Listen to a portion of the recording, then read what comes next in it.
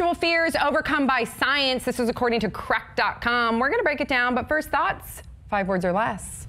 What about never nudes? Masturbation causes blindness. Just kidding. Myth bust that female orgasm. You know what I mean? Because that doesn't exist, right, ladies? It's chemistry class 1-on-1. Ooh. Oh. Scandalous. Okay. I'm like a pro at this. Not really. Good. No. Okay, so let's start with number 5. So picking people up is easier than you think. So a lot of people think that picking people up is hard just because there's countless articles and movies and books that say that you need to do this secret and this little trick. And in reality, according to science, it just boils right down to physical attraction and emotional connection. And then also there's a study that shows that women don't even like pickup lines. We just like it to be genuine and a simplistic approach. Right. This proves that picking up on people isn't hard, but making money off people's insecurities is easy. Yes, exactly. Yeah. Nailed it, buddy. People don't really regret casual sex. So we're all told that if you have casual sex, you know, it might be fun in the moment, but then the next morning you wake up, as the author of the article says, we're torn apart with regret, sorrow, and other dramatic words, but the reality is that we actually feel pretty damn good.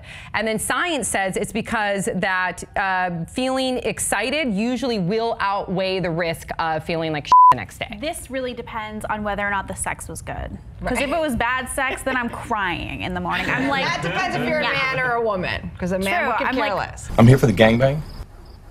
seriously, you're walking out like trying to pick up your shoes and you're all pouty. Walk out the door. Oh, you look cute, pouty Bree. Sucked. People seem to regret it with me a lot. I'm just... No, Brett, Yes, sympathy no. vote. No, this is not to say that, like, people don't regret the out of a lot of sex. Yeah. I mean, you can regret it. This is just like, if you want it, go for it. No, I think people regret maybe telling their friends about it. But Yeah. come on, let's keep it real. Yeah. You had a little dunga time.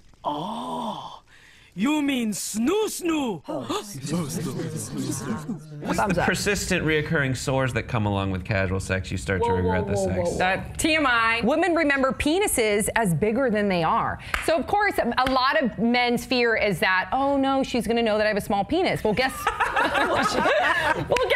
According to One of science. the best things I've ever heard you say. Oh, good. Do I get 2 points? Yeah. I get 2 Points points. for Okay, so according to science, though, women, it says more oftentimes than not, they always overestimate the size of the guy's dick.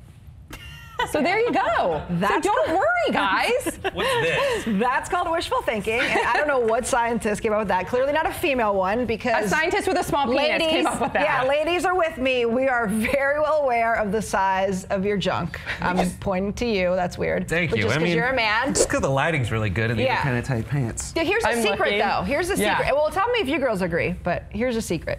So basically, guys lie about their peenie size all the time. That's what guys do. But what's And they call it a interesting, peenie. and a peenie. But what's interesting is that women, I mean, we'll lie for our man. That's what I noticed. As far as overestimating, like we'll tell our girlfriends, like, oh, it's good. Oh, he's stacked.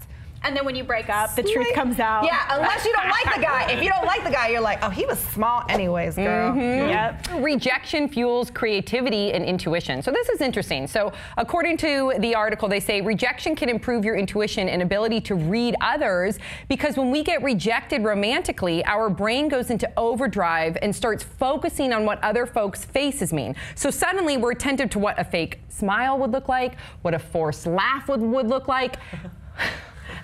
So true, Sam. So true.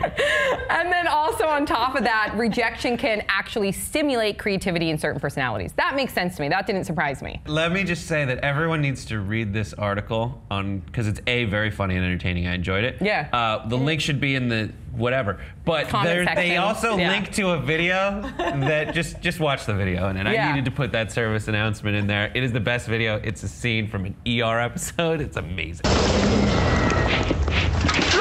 No one is having as much sex as you think. According to the article, our general concept of the sex. The sex. That's what I call it. I call it you the do? sex. Okay, Yes. good. So Brie, okay, of the sex other people are having is a lot. The reality, according to studies, men report an average of 6 to 8 lifetime sex partners, while women report an average of 4.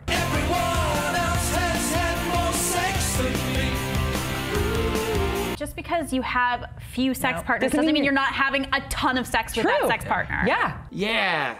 Let's screw. I want to. First of all, I don't even care how much sex other people are having.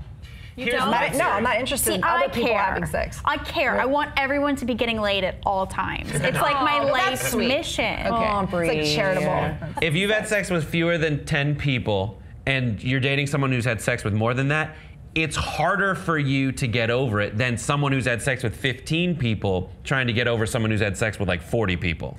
You've totally done your own study on this. I think this is absolutely true.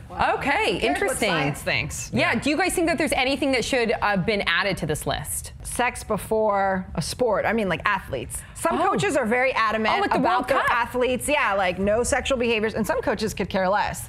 They win the championship, they'll have a lot of it, trust me. I think it's all about how you believe it or not. But I know that sometimes if I've engaged in some activity before an activity, I'm way more tired for that next activity. Okay. I think a lot of people, a lot of sports is such a mental game as well as a physical one that if you think that you, by hooking up before you had a game, if you feel like you lost it, you lost it. When you climax, you have less testosterone. That's, remember what Dr. Wendy Walsh said? Yeah. And then, so then when you go on the field, if you were not to have sex, you're all pent up with testosterone and you're gonna be more aggressive. Matt Kemp sucked when he was dating Rihanna for the Dodgers, and Rory McIlroy was in a relationship with a tennis star. They broke up. She won a tournament. He just won the last 2 majors in the PGA. This is true. Game on. Same All with right. Serena. All right, that's it for us today. Big round of applause for our guest, Marianela. Yeah, girl. Please check out travelchannel.com to see Marianela's beaches, as well as follow you on Twitter because there's a lot going on. And we'll see you guys all next time on Pop Trigger.